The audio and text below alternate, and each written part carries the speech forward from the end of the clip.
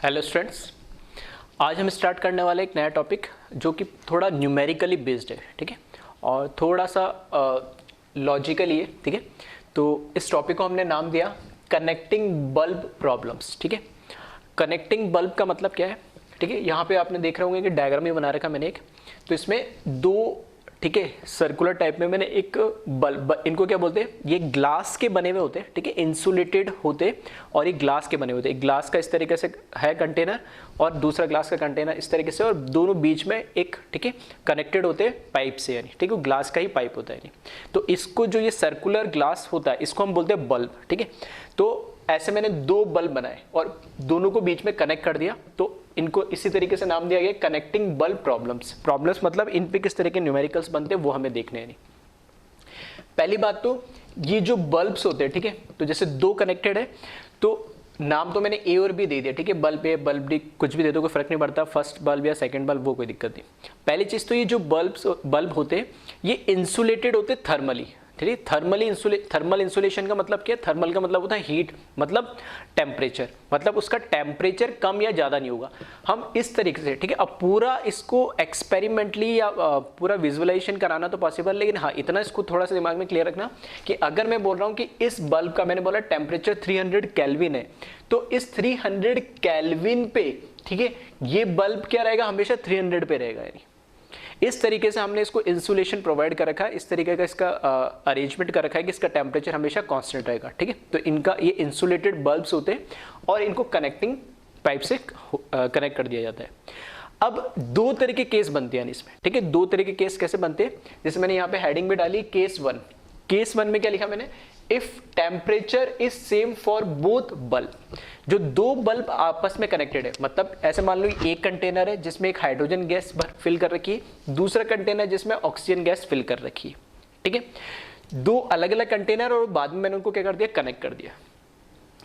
ये बीच में जो दे रखा अरेंजमेंट इसको बोलते हैं स्टॉप कॉक, ठीक है। उसको ऐसे ओपन कर देंगे तो दोनों में, ठीक है, एक दूसरे के अंदर क्या है, गैस एक्सचेंज हो सकती है। और अगर मैंने इसको क्लोज करके रखा, ठीक है, तो इस तरीके से फिल करके मैंने क्या करा, इसको पहले स्टॉप कॉक को क्लोज करा, ठीक है। क्लोज करने के बाद इसमें हाइड्रोजन गैस फिल कर दी और इसमें ऑक्सीजन गैस फिल कर दी, तो ये दोनों अपने आप में सेपरेट है यानी, ठीक है।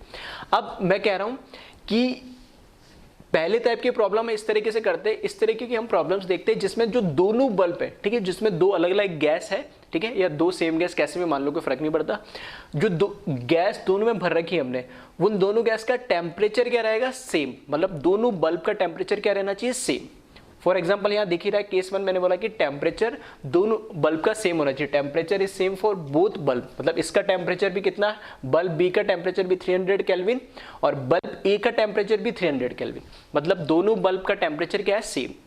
दूसरे टाइप का जो केस टू में हम प्रॉब्लम करने वाले हैं, केस टू जो हम स्टडी करने वाले हैं, उसमें क्या होगा, ये टेम्परेचर वेरी कर जाएगा, टेम्परेचर अलग अलग होगा।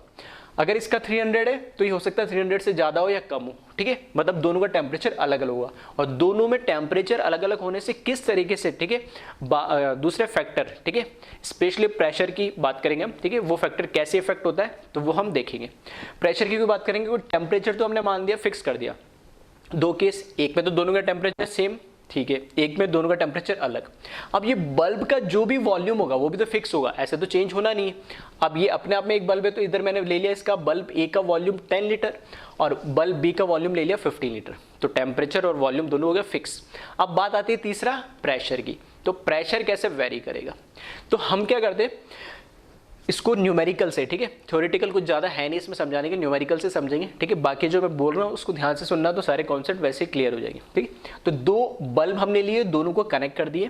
पहली बल्ब के अंदर मैंने 20 ग्राम हाइड्रोजन गैस फिल करी और इस बल्ब का जो वॉल्यूम है वो 10 लीटर है और टेम्परेचर 300 केल्विन पे इसको मेंटेन करके रखा, थर्मली इंसुलेटेड है, ठीक है। स्टॉप कॉक लगा दी बीच में, ठीक है। बल्ब जो ये बी है इसके अंदर 160 ग्राम O2 ऑक्सीजन है, ठीक है, उसका वॉल्यूम हमने ले लिया 15 लीटर है इस बल्ब का जो वॉल्यूम है और इसका टेम्परेचर भी 300 केल्विन है। अब पहला क्वेश्चन इसमें यहां पे मैंने लिखा है calculate pressure in both the bulb when stop Kock is closed, मतलब ये जो स्टॉप कॉक है ये क्लोज है, मतलब जब इनिशियली गैसेस को हमने फिल करा दोनों ए और बी बल्ब में तब भी स्टॉप कॉक क्लोज था और इसमें अलग हमने हाइड्रोजन गैस भर दी और इसमें हमने अलग ऑक्सीजन गैस भर दी। अब बोल रहा है कि बल्ब ए के अंदर कितना प्रेशर है और बल्ब बी के अंदर कितना प्रेशर है, वो हमें कैलकुलेट करना है। अब ये इंडिविजुअली क्या हो गए, दो अलग अलग सिस्टम हो गए, ठीक है। एक ये अलग कंटेनर हो गया, ए कंटेनर, ये बल्ब भी एक अलग कंटेनर हो गया, दोनों का अलग अलग प्रेशर निकाल लो, ठीक है। तो पहला क्वेश्चन सिंपल, तो इसको देख लेते हैं। तो हम बात करते हैं इसमें, ठीक है, सॉल्यूशन की। तो हमें पता आइडियल गैस इक्वेशन, ठीक है, आईजी से मैं इसको लिख रहा हूं, that is P into V is equal to N into R into T, ठीक है। आइडियल गैस इक्वेशन यही होता है। तो मुझे क्या कैलकुलेट करना है, प्रेशर कैलकुलेट करना है दोनों बल्ब में। तो दो अलग अलग कंटेनर हुआ, अभी जब स्टॉप का क्लोज है तो इसका प्रेशर अलग निकलेगा, इसका प्रेशर अलग निकलेगा, ठीक। अब मेरे को प्रेशर निकालना है तो उसका वॉल्यूम पता होना चाहिए। तो बल्ब ए की बात करूँ तो 10 लीटर मुझे पता है, इसके नंबर ऑफ मोल्स मुझे पता नहीं है, वेट दे रखा है तो मैं मोल्स यहाँ से कैलकुलेट कर लूंगा। आर गैस कांस्टेंट है, यूनिट क्या यूज करेंगे तो यहाँ से मुझे पता लग रहा है, वॉल्यूम लीटर में दे रखा है। और अगर मैं एटीएम में प्रेशर निकालना चाहता हूँ तो 0.08 या 1/12 आर की वैल्यू में यूज कर लूँ। और टी टेम्परेचर मुझे दे रखा है, ठीक है। तो पहले मैं क्या करूँ, दोनों गैसेस के मैं क्या निकालूँ, नंबर ऑफ मोल्स निकालूँ, क्योंकि मुझे यहाँ पे जरूरत पड़ेगी। तो मैं बात करता हूँ NH2, N का मतलब नंबर ऑफ मोल्स, H2 मतलब हाइड्रोजन गैस, ठीक है। वो क्या होगा, weight of H2 divide by molecular weight of H2। तो वेट ऑफ H2 मुझे दे दिया 20 ग्राम, मॉलिक्यूलर वेट H2 का 2, तो यहाँ पे 10 मोल्स तो आ जाएंगे H2 के, ठीक है। एड मोल्स ऑफ O2 मुझे जब कैलकुलेट करना है तो weight of O2 divided by molecular weight of O2 which is equals to, weight दे दिया 160 और मॉलिक्यूलर वेट O2 का 32, तो कितना आ जाएगा 110/2 मतलब 5। तो 5 मोल तो आ जाएंगे मेरे पास O2 के और 10 मोल आ जाएंगे मेरे पास H2 के। तो बस PA लिख रहा हूं मैं, ठीक है। PA का मतलब क्या है, pressure of gas in bulb A, ठीक है। तो PA into VA equals to NA, R तो कांस्टेंट है और T A लिख दो, कोई फर्क नहीं पड़ता है, ठीक है। वैसे टेम्परेचर भी इसमें सेम ही है। तो यहाँ से बस इसकी वैल्यू निकालनी मुझे, PA इज इक्वल्स टू, ठीक है, NA कितना दे दिया मेरे पास, NA या मैं NH2 लिख दूँ, ठीक है। NA या जो नंबर ऑफ मोल्स है NA किसके बराबर होंगे, number of moles of hydrogen, क्योंकि ये गैस इसमें। तो यहाँ पर मैंने लिखा कितने, 10 मोल्स, R की जगह 1/12 या 0.082, ठीक, कुछ भी लिख लेना, कैलकुलेशन अपना अकॉर्डिंग देख लेना। Temperature 300 kelvin divided by volume वाला टर्म नीचे आएगा और वॉल्यूम कितना दे रखा है 10 लीटर, ठीक है। तो इसको एक बार आप कैलकुलेट कर ले। और जो प्रेशर ऑफ बल्ब ए आएगा, ठीक है, वो किसका प्रेशर होगा, वो प्रेशर ऑफ हाइड्रोजन गैस का आएगा, ठीक है। जो बल्ब ए में जो प्रेशर है, ठीक है, वो किसकी वजह से आएगा, हाइड्रोजन गैस में जो प्रेशर है। और इसको कैलकुलेट करोगे तो ये आएगा 25। और एटीएम मैंने यूनिट क्यों लिखी है, एटीएम इसलिए लिखी क्योंकि आर की वैल्यू मैंने 0.08 यूज करी है, और 0.08 क्यों यूज करी, क्योंकि मुझे वॉल्यूम लीटर में दे रखा था, तो एटीएम लीटर पर मोल केल्विन वाली आर की यूनिट मैंने यूज करी है, ठीक है। इसी तरीके से बल्ब बी की बात करें, ठीक है, तो PB VB equals to NB RTB। तो यहाँ से प्रेशर इन बल्ब बी, तो यहाँ मोल्स कितना आ जाएंगे 5.08 इंटू 300 और वॉल्यूम कितना दे दिया यहाँ पे 15 लीटर दे दिया, नहीं, ठीक है। इसको जब आप कैलकुलेट करोगे तो जो प्रेशर ऑफ बल्ब बी है, ठीक है, ये कैलकुलेट होकर आएगा, ठीक है, एग्जैक्ट कैलकुलेट कर लेना, अप्रॉक्स 8.3 ATM आएगा, ठीक है। तो क्वेश्चन पूछा गया था calculate pressure in both the bulb when stop Kock is closed, ठीक है। स्टॉप कॉक जब क्लोज्ड है तो उनका प्रेशर हमें कैलकुलेट करना है, ठीक है। तो बल्ब ए के अंदर या pressure of gas off hydrogen क्या हो जाएगा 25 atm, और बल्ब बी का प्रेशर कितना हो जाएगा 8.3 atm। ये हमारा हो गया फर्स्ट क्वेश्चन। एक चीज़ जो छोटी सी बात है, ठीक है, लेकिन इंपॉर्टेंट है। अब जैसे स्टॉप कॉक मान के चलो इधर कुछ होगा, ठीक है, जब इसको यहाँ पे इस तरीके से रोटेट कर दोगे तो ऊपर हो जाता होगा और ये खुल जाता होगा। तो कई बार बच्चों के दिमाग में ये आता है कि सर ये बल्ब का वॉल्यूम ये यहाँ तक है या ये भी इंक्लूड है। तो हमें एज सच क्वेश्चन में या डायग्राम में कुछ नहीं दे रखा है, तो हम तो मान के चलेंगे कि स्टॉप कॉक जब क्लोज करा तो ये 10 लीटर इस पूरे का। कई बार, ठीक है, ऐसी प्रॉब्लम भी आ सकती है, पूछी जा सकती है, ठीक है, कुछ बुक्स में भी आपको मिल जाएगा कि इसका सिर्फ ये जो सर्कुलर जो हमारे पास कंटेनर है, ठीक है, सर्कुलर ग्लास है जो हमारे पास, उसका वॉल्यूम दे रखा होता है 10 लीटर, ठीक है।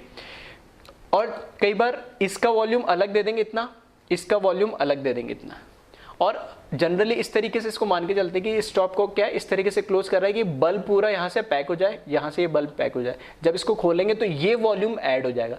तो अब जो दूसरा क्वेश्चन मैं बताने वाला हूँ, जब स्टॉप को मैंने क्या करा, ओपन कर दिया। ओपन करने पे फिर इसका, ठीक है, वॉल्यूम भी कंसिडर करना है नहीं करना, तो वो तो डिपेंड तब करेगा जब मुझे क्वेश्चन में ये चीज गिवन होगी।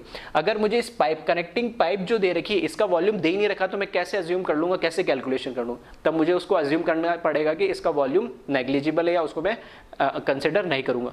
अगर डायग्राम में या क्वेश्चन में ये गिवन दे रखा है कि इसका, ये पाइप जो कनेक्टिंग पाइप है, इसका भी वॉल्यूम गिवन दे रखा है, इसका मतलब जब आप स्टॉप को ओपन करोगे तो ये जब पूरा सिस्टम एक बन जाएगा तो उसका वॉल्यूम भी आपको क्या करना पड़ेगा, कंसिडर करना पड़ेगा, ठीक है।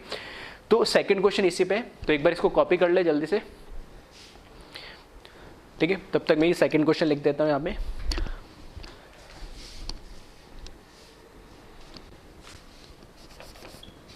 इसी पे, ठीक है, इसी डायग्राम पे, या इसको इस तरीके से लिख लेना। ये क्वेश्चन का फर्स्ट पार्ट था, अब मैं सेकंड पार्ट लिख रहा हूं। तो ये कैलकुलेट प्रेशर when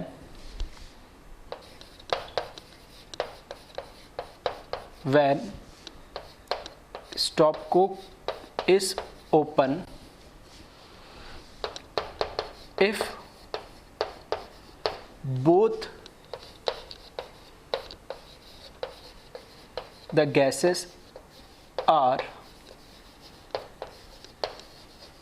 non-reacting, ठीक है, if both the gases are non-reacting।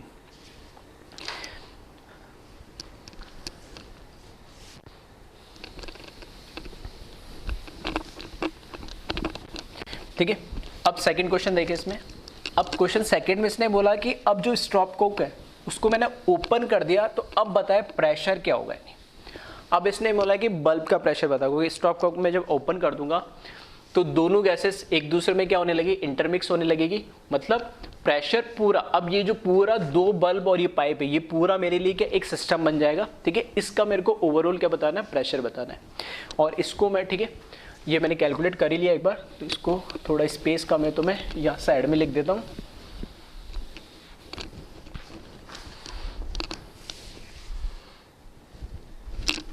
ठीक है, एक बार हमने कैलकुलेट कर लिया तो बार बार करेंगे।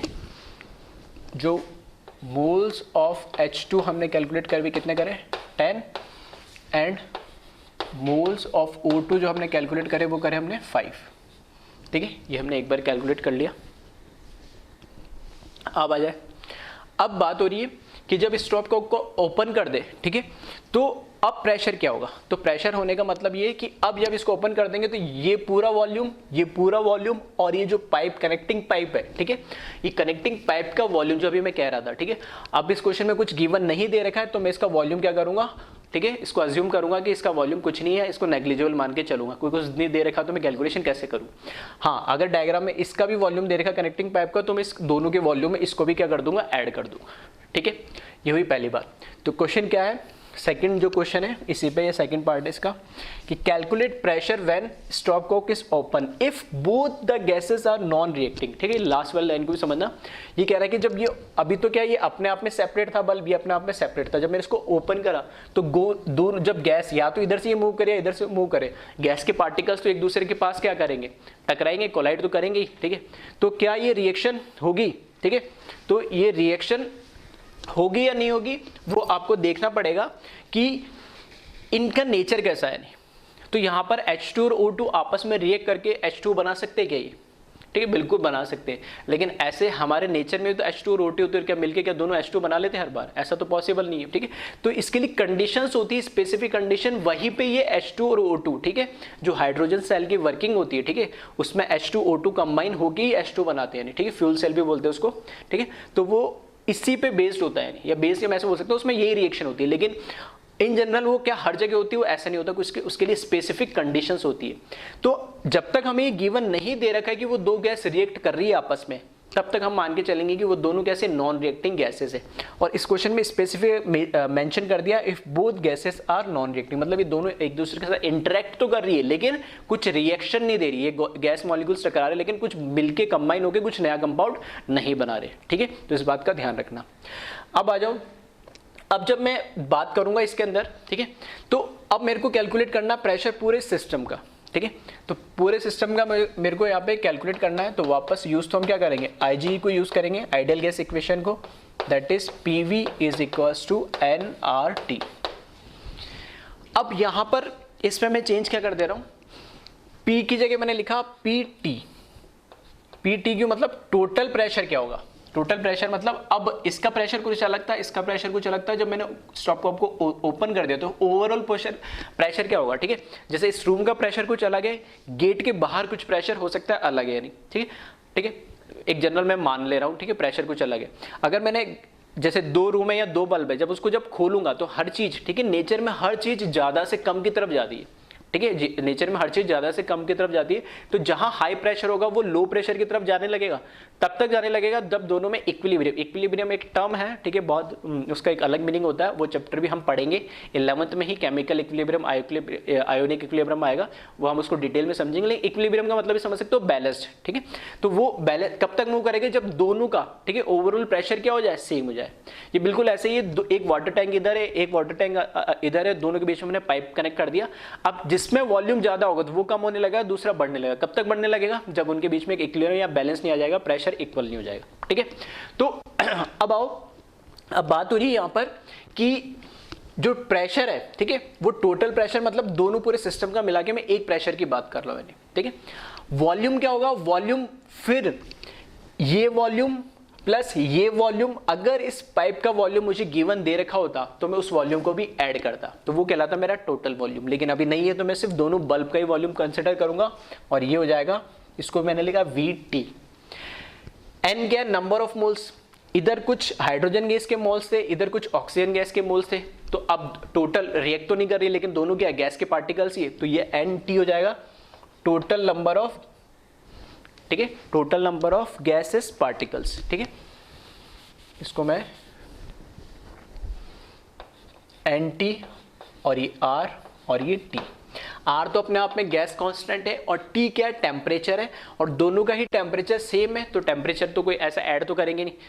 ठीक है, कि इसका 10 डिग्री, इसका 10 डिग्री है, दोनों को मैंने ओपन करा तो 20 डिग्री, ऐसे तो ऐसा थोड़ी होता है ना, तो टेम्परेचर तो दोनों का सेम ही रहना, तो ये भी क्या कांस्टेंट है। ठीक है, अब आ जाओ PT, ये मुझे कैलकुलेट करना है। कैलकुलेट तो यहाँ पे क्या करना है, प्रेशर ही करना है, तो PT को मुझे कैलकुलेट करना है। तो VT क्या होगा, तो जो VT जो टोटल प्रेशर होगा वो VA बल्ब A का pressure plus VB bulb B का, सॉरी VT क्या होगा, टोटल वॉल्यूम क्या होगा, बल्ब A का वॉल्यूम प्लस बल्ब V का वॉल्यूम प्लस अगर ये पाइप का वॉल्यूम दे रखा हो तो मुझे कनेक्टिंग पाइप का, तो इसका भी मैं लिख देता, तो वो नहीं दे रखा, तो ये हो जाएगा 10 प्लस 15 25 लीटर।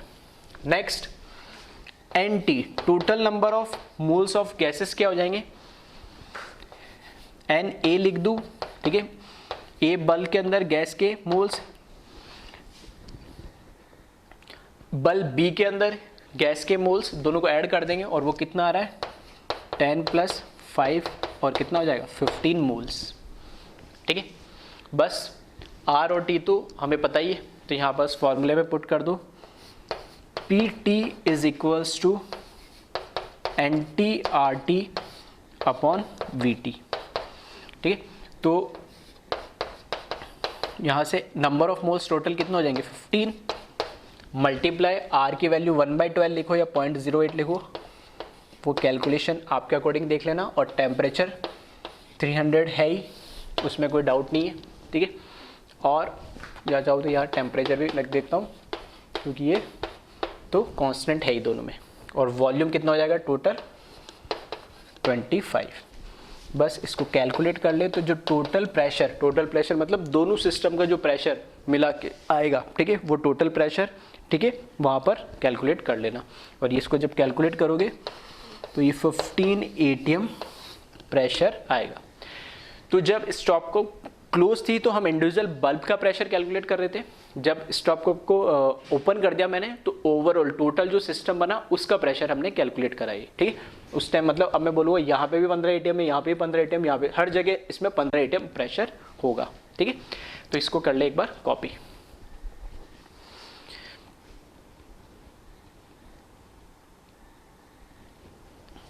अब इसी में एक थर्ड पार्ट और ले लेते हैं, ठीक है। तो इसको कॉपी कर ले तो मैं लिख देता हूँ थर्ड पार्ट, इसी का third question. Calculate pressure when stop Coke is open if both the gases are reacting with each other, ठीक है। वैसे इस तरह के क्वेश्चन नहीं पूछे जाते, फिर भी एक बार थोड़ा सा कॉन्सेप्ट आपको क्लियर रहना चाहिए कि कभी ऐसा आ जाए या कहीं पढ़ लो तो उसका मतलब क्या। Both the gases are reacting with each other, ठीक है। तो अब देखिए इसमें, अब इस केस में मैं क्या बोल रहा हूँ कि सेम कहानी तो वही हो रही है कि दोनों गैसेस क्या हो जा रही है, एक दूसरे के साथ इंटरमिक्स हो जा रही है। और जैसे ही एक बल्ब से दूसरे बल्ब के अंदर गैस जा रही होगी, ठीक है, तो एक दूसरे के साथ इंटरेक्ट भी कर रही होगी, और इंटरेक्ट कर रही होगी तो उसमें आपस में रिएक्ट होने की चांसेस भी है। तो मैंने मान लिया कि ऐसी कंडीशंस बन रही है कि दोनों जो गैसेस है वो एक दूसरे के साथ रिएक्ट कर रही है। अब रिएक्ट कर रही है तो हमें पता है कि एक गैस क्या है H2 प्लस एक गैस क्या है O2, और हमें पता है H2 और O2 रिएक्ट करके क्या बना सकते हैं, H2O बना सकते हैं, सही है। तो बस इसको हम क्या कर ले, बैलेंस कर ले। तो H2 प्लस हाफ O2, तो इसको क्या करें 2 से मल्टीप्लाई कर दिया, से 2 2 और 2, सही है, 4 आ जाएंगे और ये बैलेंस रिएक्शन हो गई। अब हमें जो दे रखा है यहाँ पे, अगर ये रिएक्शन कर रहा होगा तो हमें देखना है कि क्या H2 गैस कुछ बच रही है या O2 गैस कुछ बच रही है, दोनों रिएक्ट करके पूरे में पूरे H2 में कन्वर्ट हो जा रही है, ठीक है। तो इसमें एक बार देख ले, H2 यहाँ पर कितने 10 मोल्स हमने कैलकुलेट कर ही लिए, O2 के कितने दे रखे 5 मोल्स, ये हमें गिवन दे रखे हैं, ठीक है। अब इसमें हम क्या निकाल ले, इसका लिमिटिंग रिएजेंट निकाल ले, ठीक है। तो लिमिटिंग रिएजेंट निकालना है तो वो क्या होता है, मोल अपॉन SC का रेशियो हम निकालते। तो मोल हमें दे दिया यहाँ पे 10, SC कितना दे दिया 2, तो इसकी वैल्यू आ गई 5, यहाँ पर 5, इसका SC 1 और ये भी हो गया 5। मतलब दोनों ही लिमिटिंग रिएजेंट है, मतलब कि जितने मोल्स हमें हाइड्रोजन के हैं उसके मोल जितने भी सारे के सारे ऑक्सीजन के मोल से रिएक्ट कर जाएंगे। मतलब इसमें ना तो कोई रिएक्टेंट बचेगा, ठीक है, ना ही कोई इसमें, मतलब ना तो कोई रिएक्टेंट इसमें पीछे बचेगा, तो बचेगा नहीं, मतलब तो एक्सेस की बात ही नहीं हो रही। तो यहाँ पे कोई रिएक्शन से मुझे दिख रहा है कि 2 मोल हाइड्रोजन 1 मोल O2 के साथ ये करके 2 मोल H2 बना दे रहा है। तो अगर इसके 10 है, मतलब जितने मोल H2 के, ठीक है, बैलेंस ये करने की वैसे जरूरत भी नहीं थी, मैं डायरेक्ट देख के बता सकता, लेकिन फिर भी बताया क्योंकि इसमें, ठीक है, मोल कॉन्सेप्ट का भी थोड़ा यूज हो गया और कॉन्सेप्चुअली मैं बात कर रहा हूँ। तो यहाँ पर क्या है कि जितने भी मोल्स अगर हमारे पास किसके H2 के, उसके आधे मोल्स O2 के, तो वो H2 बना लेगा। तो यह 10 मोल है तो इसके आधे दिख ही रहे मुझे 5, तो वो सारे के सारे क्या बना लेगा, H2 बना लेगा। तो यहाँ पे H2 कितने बनेगा, इसके 2 मोल इसके 1 मोल के साथ ये करके इसके 2 मोल बना रहे, तो इसके 10 मोल इसके 5 मोल के साथ ये करके ये कितने बना लेगा, ये भी तो 10 मोल बना लेगा, ठीक है, 10 मोल H2 बना लेगा। तो इस केस के अंदर क्या है, दोनों ही, ठीक है, दोनों ही क्या है LRA लिमिटिंग रिएजेंट है, मतलब पीछे कुछ भी नहीं बचेगा, सारा का सारा रिएक्टेंट किस में कन्वर्ट हो जाएगा, प्रोडक्ट में। अब हमें पता है H2O, ठीक है, H2O का नेचर अब क्या है, अब यहाँ सच कुछ कोई क्वेश्चन में कुछ स्पेसिफाई नहीं है, अब डिपेंड करता और क्वेश्चन को एलिब्रेट करके लिखता, या ये ऑप्शन में हमें दे दिया होता तो बात अलग थी। तो मैं तो मान के चल रहा हूँ जो H2 है ये कैसा है, लिक्विड फॉर्म में ही, ठीक है, क्योंकि H2 क्या गैस फॉर्म में भी स्टीम फॉर्म में भी हो सकता है, ठीक है। तो मैं तो मान रहा हूँ कि दोनों गैस मिला और H2 लिक्विड बना लिया। अब जब दोनों रिएक्ट करे होंगे और दोनों कंटेनर के अंदर जब रिएक्ट करने से H2 बना होगा और लिक्विड बना लिया होगा, तो लिक्विड बनाने से तो वो क्या हो जाएगा, सारा नीचे सेटल डाउन हो जाएगा। अब गैस के पार्टिकल्स घूम नहीं रहे। अब जब लिक्विड आ गया तो लिक्विड आने से जब उसमें लिक्विड भर गया तो लिक्विड की वजह से तो कोई वेपर प्रेशर कोई प्रेशर तो क्रिएट नहीं होगा, ठीक है। लिक्विड की वजह से वेपर प्रेशर होता है, ठीक है। तो जो भी लिक्विड है कुछ ना कुछ वेपर में कन्वर्ट होती है, हर एक टेम्परेचर पे वो वेपर प्रेशर क्रिएट करेगी। तो वो सारी कहानी हम पढ़ेंगे 12th का जो चैप्टर है सॉल्यूशन, ठीक है। तो उस पर अभी इतने डिटेल में नहीं जा रहा भाई। अभी मैं बोल रहा हूँ कि सारा गैस किस में कन्वर्ट हो गया, लिक्विड में, और लिक्विड का कोई ऐसा प्रेशर नहीं है, तो यहाँ पर कोई प्रेशर नहीं होगा। हाँ, ये क्वेश्चन अच्छा ऐसा बन जाता कि अगर इसके मोल या तो इसके मोल बच जाते या इसके मोल बच जाते, तो मैं कहता कि H2 तो बना।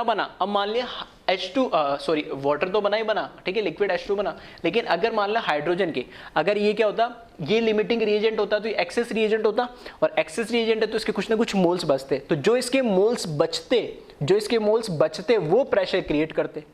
उल्टा अगर ये लिमिटिंग रिएजेंट होता और ये एक्सेस रिएजेंट होता तो इसके मोल बचते, तो इसके मोल्स अगर बचते तो ये प्रेशर क्रिएट करता। तो इस पे मैं क्या लगा देता, PV = nRT लगा देता। तो प्रेशर निकालता तो वॉल्यूम तो मैं क्या लेता, टोटल इसका। हाँ, अब ये भी है कि उसमें जो लिक्विड इधर फिल हो रहा था वो वॉल्यूम मेरे को कम करना पड़ता, लेकिन अब इतनी डीप कैलकुलेशन हम कैसे करें, क्योंकि हमें इतना तो कुछ डायमेंशन या कुछ दे नहीं रखा। तो वो थोड़ा जो वॉल्यूम कवर करता है या तो हम उसको क्या करते हैं, नेग्लिजिबल, या क्वेश्चन में ये दे रखा होता है कि वो इतना वॉल्यूम ऑक्यूपाई कर ले तो माइनस कर देते टोटल वॉल्यूम में से। तो P × P तो मुझे कैलकुलेट ही करना था।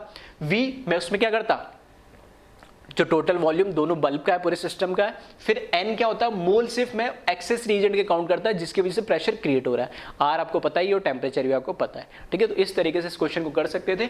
एडवांस लेवल पे इस तरह का, ठीक है, बहुत डीप या ठीक है, मतलब हर तरीके जो कॉन्सेप्ट हो सकता था मैंने बताने की कोशिश करी, नॉलेज वाइज भी और कॉन्सेप्चुअली वाइज भी, ताकि आपके मन में कोई डाउट ना रहे। क्योंकि इस तरह के क्वेश्चन अक्सर बच्चों के दिमाग में आते हैं और वो फिर बाद में परेशान होते हैं कि सर ऐसा होता तो वैसा, या वैसा होता ऐसा। तो मैंने एक बार बताने की कोशिश करी।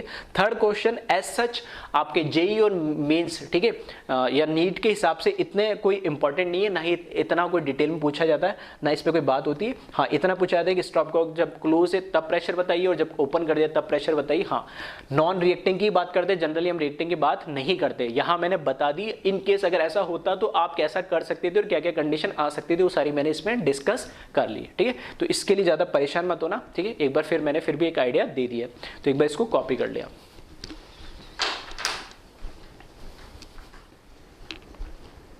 ठीक है, अब बात करते हैं हम केस 2 की। केस 2 में क्या है, if temperature is different for both bulb, ठीक है। इस बार टेम्परेचर दोनों बल्ब का क्या अलग अलग है, ठीक है। केसेस को ध्यान रखना, अदरवाइज अगर आपने ऐसा नहीं करा तो क्वेश्चन सही हो इसकी गारंटी बिल्कुल नहीं है, ठीक है। तो केस 2 में टेम्परेचर अलग है, कैसे, सब चीज़ें मैंने सेम रखी, ठीक है, ज़्यादा चेंजेस नहीं करे। सेम 20 ग्राम H2 गैस है, 10 लीटर वॉल्यूम है, टेम्परेचर 300 केल्विन है, ठीक है।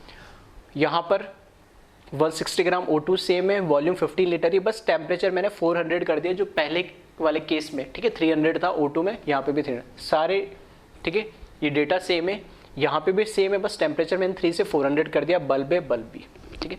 क्वेश्चन वापस फर्स्ट क्वेश्चन सेम है इसके अंदर भी, calculate pressure in both the bulb when stop Coke is closed, ठीक है। तो जब स्टॉप कोक बंद है ये, ठीक है, दोनों एक दूसरे से गैस इंटरमिक्स नहीं हो सकती, तो ये अपने आप में अलग कंटेनर है, ये अपने आप में अलग कंटेनर, दोनों का हमें क्या करना है, प्रेशर कैलकुलेट करना है, जो हम फर्स्ट केस में भी कर चुके हैं। तो उसको एक बार देख लें, ठीक है। तो डायरेक्ट लिख रहा हूँ मैं इस बार, PA मतलब प्रेशर इनसाइड बल्ब A, तो वो क्या हो जाएगा, NA/R, इस बार मैं TA लिख रहा हूँ क्योंकि इसका टेम्परेचर अलग है, डिवाइडेड बाय VA।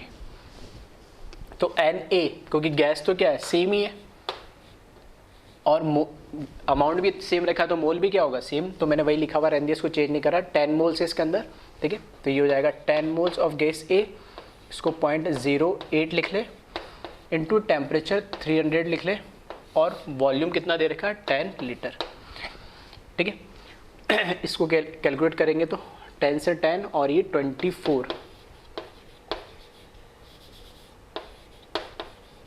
ठीक है। आई थिंक फर्स्ट वाले केस में शायद मैंने 25 ठीक है डायरेक्ट लिख दिया था, उसको करेक्ट कर लेना ठीक है। कैलकुलेशन एक बार चेक कर लेना, फिर पहले भी मैं बोल चुका हूँ ठीक है, कैलकुलेशन के लिए परेशान मत हो, थोड़ा बहुत कुछ होता है इधर उधर तो अपने आप से कैलकुलेट एक बार क्रॉस वेरीफाई कर लिया करो ठीक है। 10 से 10 कैंसिल होगा, 0.08 को 300 से मल्टीप्लाई करोगे तो ये डेसिमल कैंसिल हो जाएंगे, क्या आ जाएगा डायरेक्ट 24 आ जाएगा ठीक है। एक बार 1/12 से कैलकुलेट कर लेना, शायद उससे तो कुछ ऐसा नहीं आ रहा 24 पॉइंट समथिंग ठीक है। तो अगर 0.08 लिख रहे हैं तो डायरेक्ट 24 आ रहा है। केस 1 में भी यही क्वेश्चन था तो उसका भी प्रेशर चाहो तो ठीक कर लेना 24 ATM ठीक है। बल्ब बी का अगर प्रेशर की बात करें तो इसमें number of moles of gas भी जो हमारी हाइड्रोजन है, आर की वैल्यू, TB और VB, कितने मोल्स इसके 5 × 0.08 या 1/12 यूज़ कर लेना ठीक है। हो सकता है कई बार आंसर 1/12 यूज़ करने से और 0.08 करने से डिफरेंस है, डिफरेंस मतलब डेसिमल में ही डिफरेंस आएगा ठीक है। ऐसा नहीं कि 20 का 50 हो जाएगा, 20 का 30 हो जाएगा, इतना डिफरेंस आएगा। जैसे 20 आया तो 20.2 आ जाएगा, 20.3 आ जाएगा, 19.8 है, इतना सा मार्जिन हो सकता है। और ऐसा ऑप्शन आपको दिख जाएगा, उससे परेशान होने की जरूरत नहीं है ठीक है। और वॉल्यूम इसका कितना दे रखा है मुझे 15 लीटर दे रखा है। इसका कैलकुलेट कर ले ठीक है, इसका प्रेशर कैलकुलेट करोगे तो ये आ जाएगा समथिंग कैलकुलेट होके 10.6 ATM ठीक है। पीछे वाले क्वेश्चन की भी एक बार कैलकुलेशन चेक कर लेना, कहीं हो तो उसको ठीक है खुद से करेक्ट कर लेना। तो ये फर्स्ट क्वेश्चन हमारा आ गया कि जब टेम्परेचर अलग अलग है ठीक है, तो आई थिंक उसमें भी 24 ही आएगा ठीक है, या 25 था तो उसको भी 24 कर लेना। और यहाँ पे ठीक है फर्स्ट जो केस था उसमें उसका प्रेशर 300 केल्विन पे 8.3 लिखा था, 8 या 8.3 कुछ ऐसा आएगा ठीक है। तो देख लेना यहाँ 10.6 आ रहा है, नहीं क्यों आ रहा है, क्योंकि यहाँ पर इस बार मैंने क्या करा, टेम्परेचर को बढ़ा दिया। टेम्परेचर बढ़ाएंगे ठीक है, टेम्परेचर बढ़ाएंगे तो ऑब्वियस सी बात है कि प्रेशर तो बढ़ेगा ही ठीक है, तो वो प्रेशर बढ़ गया ठीक है। ये हुआ फर्स्ट क्वेश्चन, इसको कॉपी कर ले एक बार। फिर बात करते हैं हम second question.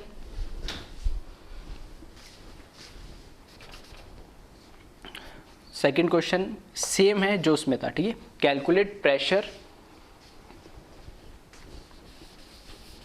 When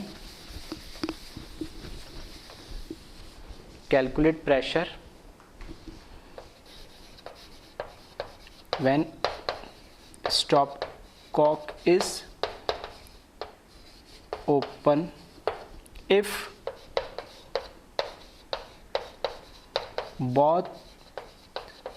both gases are non-reacting with each other। सही है, इसको अब कैसे कैलकुलेट करेंगे ठीक है। अब ये समझना, ये थोड़ा कॉन्सेप्ट देखिए। अब की बार क्या हो गया कि पिछली बार तो दोनों केस में क्या था कि टेम्परेचर सेम था, तो पूरे सिस्टम का टेम्परेचर सेम है तो कोई दिक्कत नहीं हो रही थी। इस बार क्या है कि टेम्परेचर दोनों बल्ब का अलग अलग है। टेम्परेचर दोनों बल्ब का अलग अलग है तो क्या टेम्परेचर भी सेम हो जाएगा? ध्यान सुनना, क्या टेम्परेचर भी सेम हो जाएगा? बिल्कुल नहीं। बोला अभी तो सर आपने बोला था कि हर चीज़ ज़्यादा से कम की तरफ होती है, जिसका टेम्परेचर ज़्यादा है, जिसका टेम्परेचर कम है, तो जिसका ज़्यादा है वो टेम्परेचर कम होगा, जिसका कम वो बढ़ जाएगा।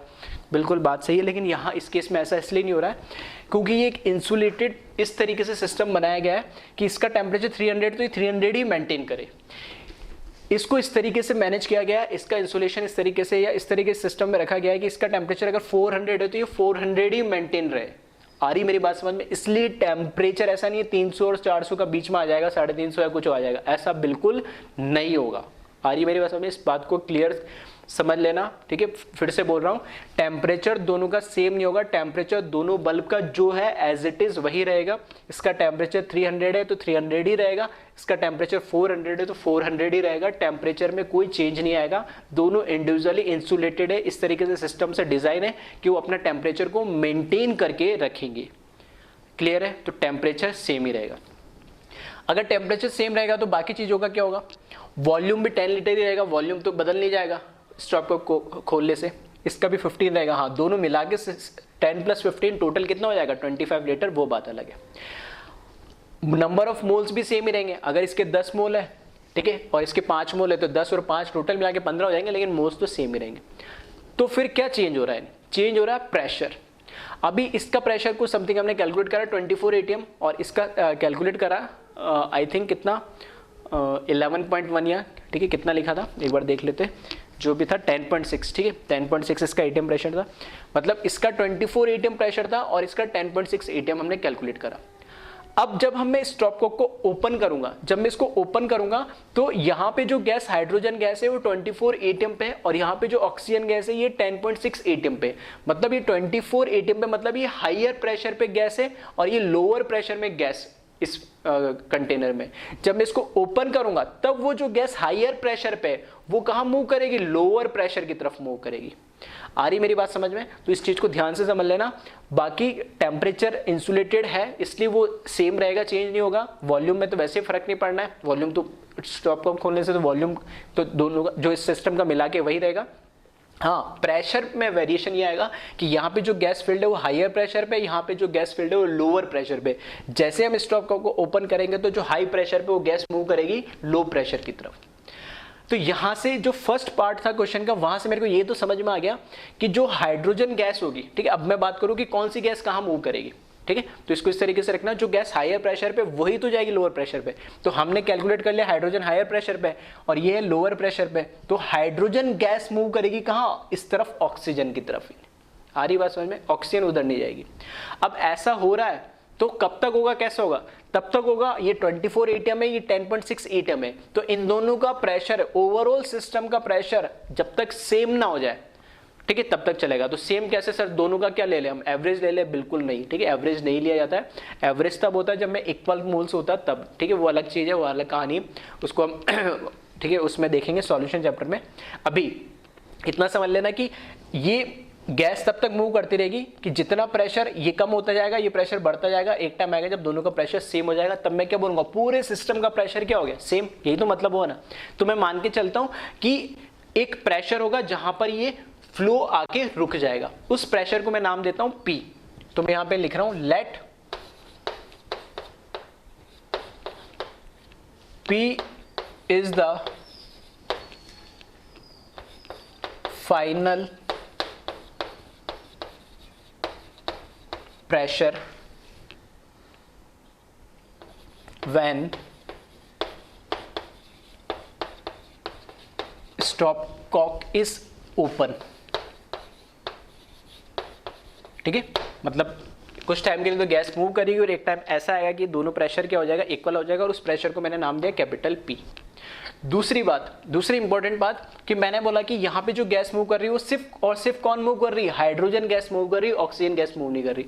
तो जो हाइड्रोजन गैस इसमें मूव कर रही है, तो मैं ऐसे बोल सकता हूं कि इस बल्ब के अंदर हाइड्रोजन के जो 10 मोल्स थे, ठीक है, वो कुछ ना कुछ कम हो जाएंगे, और यहाँ जो ऑक्सीजन के मोल्स थे उसमें हाइड्रोजन के मोल्स बढ़ जाएंगे। मतलब ओवरऑल या गैस के मोल्स कम होंगे, गैस कम हो जाएगी तभी तो प्रेशर कम होगा, और यहाँ गैस के मोल बढ़ जाएंगे तभी तो प्रेशर बढ़ेगा। तो ये कम हो प्रेशर, ये बढ़ेगा, तभी तो एक टाइम पे इक्वल होंगे। तो मैं मान लेता हूँ, कुछ मुझे पता नहीं, तो मैं मान लेता हूँ लेट x कोई मोल है हाइड्रोजन के, वो वहां से यहाँ शिफ्ट हो रहे हैं, ठीक है। तो यहाँ पे मैं लिख रहा हूँ एंड ये भी लेट है x moles of H2 move from bulb A to bulb B, ठीक है। ये यहां से हमने कंक्लूजन निकाला है। अब देखें कैसे इसको सॉल्व करेंगे। तो अब मुझे समझ में आ गया कि प्रेशर दोनों का इक्वल हो जाएगा एक टाइम बाद, ठीक है, जिसको हमें कैलकुलेट करना है। दूसरा, इसके मोल्स यहां मूव करेंगे, वो मोल मैंने मान लिए x। अब यहां पर जब मैं मान रहा हूं कि जब ये सारा काम हो गया, जब इसमें प्रेशर सारा बराबर हो गया, तब अगर मेरे को सिर्फ इंडिविजुअल इस बल्ब का प्रेशर कैलकुलेट करना हो या इंडिविजुअल इस बल्ब का प्रेशर कैलकुलेट करना हो, दोनों क्या होंगे? सेम ही तो होंगे। तो मैं इंडिविजुअल इन पे, जैसे मैंने पहले क्वेश्चन में करा था, इंडिविजुअल इन पे मैं कैलकुलेट नहीं कर सकता। ये ऐसे क्यों कर रहा हूं? क्योंकि पहले वाले केस में तो मैंने इसको क्या ओवरऑल पूरा एक सिस्टम इसलिए मान लिया था क्योंकि उन दोनों का टेम्परेचर ही सेम है, ठीक है। लेकिन यहां पर दोनों का क्या टेम्परेचर अलग अलग है। तो टेम्परेचर अलग अलग है तो क्योंकि जो आइडियल गैस इक्वेशन होती है, ठीक है, IgE आइडियल गैस इक्वेशन की अगर हम बात करें, जो कि क्या होती है, PV is equals to nRT। अब देखना, प्रेशर अलग है, नंबर ऑफ मोल्स अलग है, R तो कांस्टेंट है, ठीक है, वॉल्यूम मैंने मान लिया फिक्स है, लेकिन टेम्परेचर भी अलग है। तो P, V, N और T अगर मैं मान लेता हूँ फाइनली प्रेशर आ जाता है सेम, तो फाइनल प्रेशर सेम आएगा कब, जब वॉल्यूम और मोल और टेम्परेचर पे डिपेंड करेगा। अब मोल का तो एक्सचेंज हो रहा है, ठीक है, तो इसकी बात खत्म हुई। और वॉल्यूम तो हर एक इसका एक बल्ब का वॉल्यूम अलग है 10 लीटर, एक बल्ब का वॉल्यूम है 15 लीटर। तो ये अलग अलग क्यों आ रहा है, क्योंकि यहाँ पे टेम्परेचर भी अलग अलग है। आ रही मैं बात समझ में? तो थोड़ा सा भी मैं इसको आगे बताता हूँ, थोड़ा क्लियर होगा। ये ऐसा इसलिए कर रहा हूँ क्योंकि दोनों का टेम्परेचर अलग अलग है। टेम्परेचर सेम होता है तो मैं पूरे सिस्टम का एक साथ ही कैलकुलेट कर लेता। तो एक चीज अगर बढ़ रही है तो दूसरी चीज अपने आप क्या होगी, कम तो होगी होगी, ठीक है। तो वही मैं कह रहा हूँ कि मैंने बल्ब ए पे, ठीक है, फॉर एक बार मैं इसको क्या करूंगा, बल्ब ए पे अप्लाई करूंगा, एक बार क्या करूंगा, बल्ब बी पे अप्लाई करूंगा। तो देखना, बल्ब ए पे जब मैं अप्लाई कर रहा हूं तो यहां पर क्या लिखूंगा, PA VA is equals to NaRTA। सही है, ये बल्ब ए का प्रेशर, ये उसका वॉल्यूम, ये उसमें number of moles of gas, ये R और उसका ये temperature.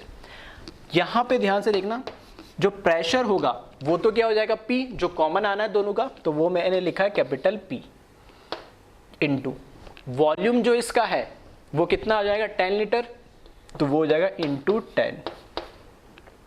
Number of moles of gas in bulb A वो कितना है, यहां पे इनिशियली था कितना 10 मोल्स, लेकिन यहां 10 मोल में से x मोल कुछ यहां चले गए, तो अब यहां पर क्या है 10 माइनस x मोल बचेंगे। फिर से सुनना क्या मैंने बोला, इनिशियली बल्ब ए के अंदर हाइड्रोजन के 20 ग्राम में कितने 10 मोल्स थे, उस 10 मोल्स में से x मोल इधर चले गए क्योंकि यहाँ प्रेशर ज्यादा, उसको कम करने के लिए कुछ मोल इधर चले जाएंगे। तो अब यहाँ कितने मोल बचेंगे, वो x मोल जो चलेगा उनको कम करना पड़ेगा ना, तो 10 माइनस x मोल बचेंगे H2 के। तो यहाँ वही लिख रहा हूं मैं 10 माइनस x, ठीक है। R की वैल्यू जो भी वैल्यू आएगी कांस्टेंट वो लिखेंगे, इनटू टेम्परेचर फर्स्ट वाले में कितना है 300, तो यहाँ मैंने लिख दिया 300। तो बल्ब ए के अंदर, ठीक है, बल्ब ए के अंदर मैं अगर बात करूं तो ये इस तरीके से इक्वेशन बना दी मैंने, 10P 10 minus x 300 into R। इसको मैंने बोला इक्वेशन नंबर 1, ये किसके अंदर, बल्ब ए से। इसी तरीके से अब मैं बात करता हूं for bulb B. Bulb B के अंदर बात करूंगा तो प्रेशर इन बल्ब बी, उसका वॉल्यूम, उसमें number of moles of gas R into उसका टेम्परेचर। तो यहाँ पर सब चीज़ें मैं रखूँगा, तो प्रेशर तो क्या आ जाना P, क्योंकि वो क्या है सेम हो जाएगा, ठीक है, प्रेशर तो दोनों का क्या हो जाना है सेम, जो मैंने मान लिया।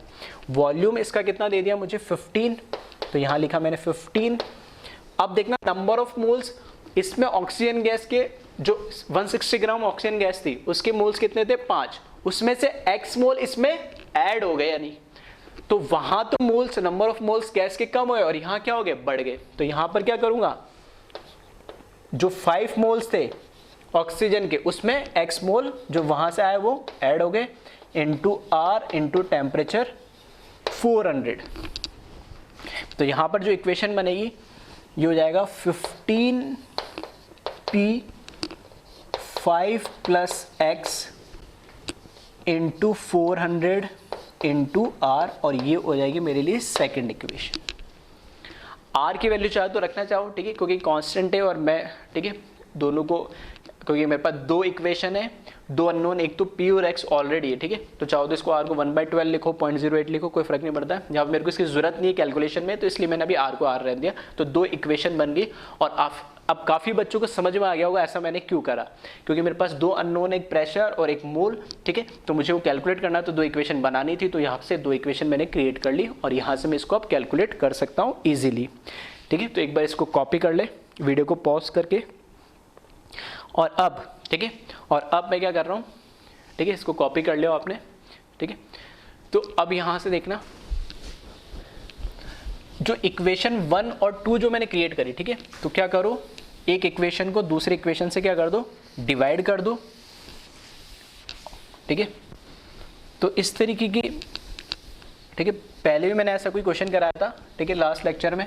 तो ये चीज़ें थोड़ी तुम्हें अब समझ में आनी चाहिए कि अगर दो वेरिएबल, दो चीज़ें हमारे पास अननोन है तो इस तरीके से दो इक्वेशन तो बनेगी, ठीक है। वो इक्वेशन इन्हीं से ही बनती है जो हमारे पास इक्वेशन दे रखी, बस आपको कॉन्सेप्ट और डेटा क्लियर होने चाहिए कि कैसे कहाँ पर इसको अप्लाई करना है, ठीक है।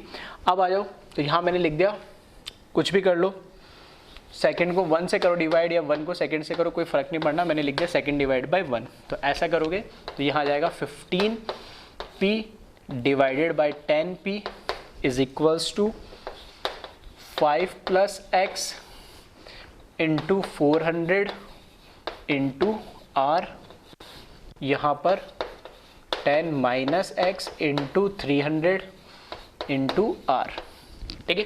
तो यहाँ सब समझ में आ गया होगा कि r को r क्यों रहने दिया मैंने, ये कैंसिल हो जाएगा, ठीक है। यहाँ p से p कैंसिल हो जाएगा, ठीक है। ये कितना हो जाएगा 3/2, यहाँ लिख देता हूँ मैं, ये तो हो जाएगा 3/2, ठीक है।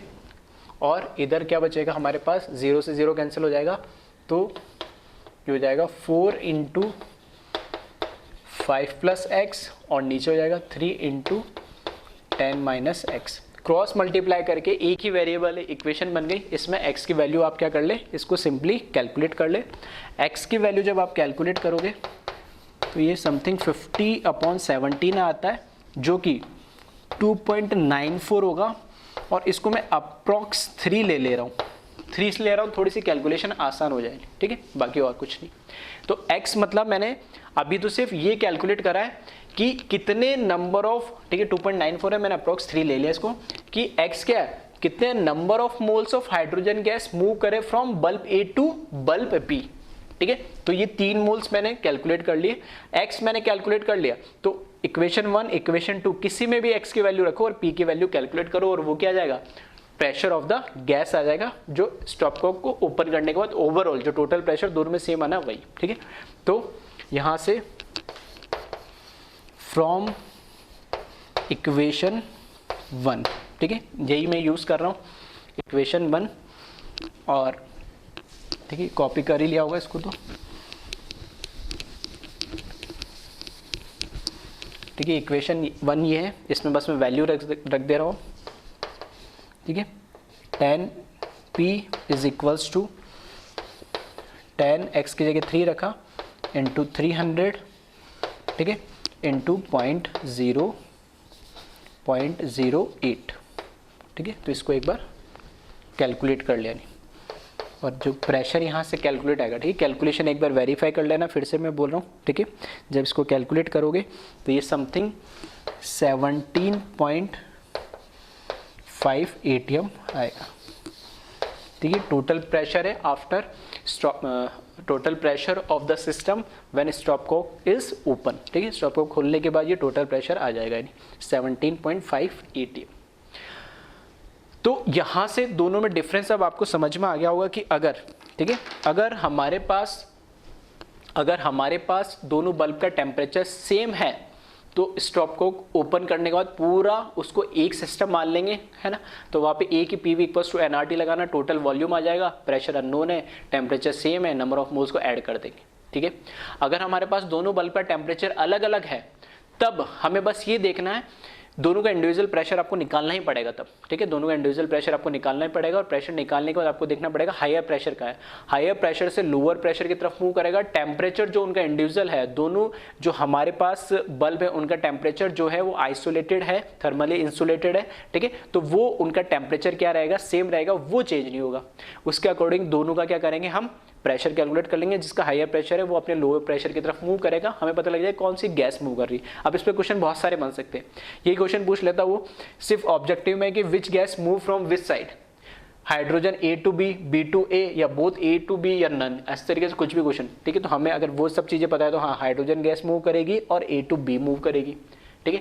फिर क्वेश्चन ये भी पूछ सकता था कि नंबर ऑफ स्टॉप कॉक को ओपन करने के बाद, ठीक है, when stop Kock is open which bulb have higher number of moles, ठीक है। तो यहां से देखना, अच्छा वो हटा दिया मैंने, 10 मोल इसके थे और 5 मोल इसके थे, इसमें से कितने मोल चले गए, 3 मोल, तो इसके कितने बचे अब 7 मोल, इसमें 5 में 3 मोल ऐड हो गए तो 8 मोल। अब किस में हायर मोल हो गए, इसके अंदर हो गए। इस तरह के भी क्वेश्चन पूछ सकता था, ठीक है। फिर वो पूछ लेता कि बल्ब बी के अंदर, ठीक है, बल्ब बी के अंदर बताओ हाइड्रोजन की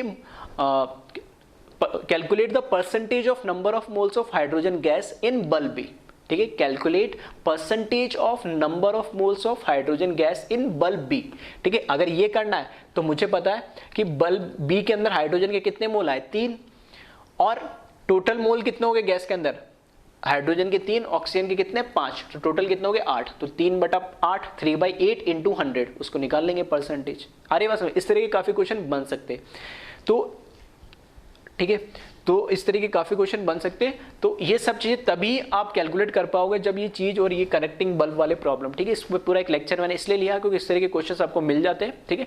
तो उसके लिए कॉन्सेप्ट दोनों इंडिविजुअल केस 1 केस 2 अलग अलग कंसिडर आपको पता होना चाहिए दोनों में डिफरेंस क्या है। ऐसा नहीं है कि जो केस 1 में लगा है केस 2 में वैसे कर दोगे तो आंसर हमेशा क्या आएगा, गलत आएगा, ठीक है। तो ये आपको चीजें क्लियर होनी चाहिए। Thank you.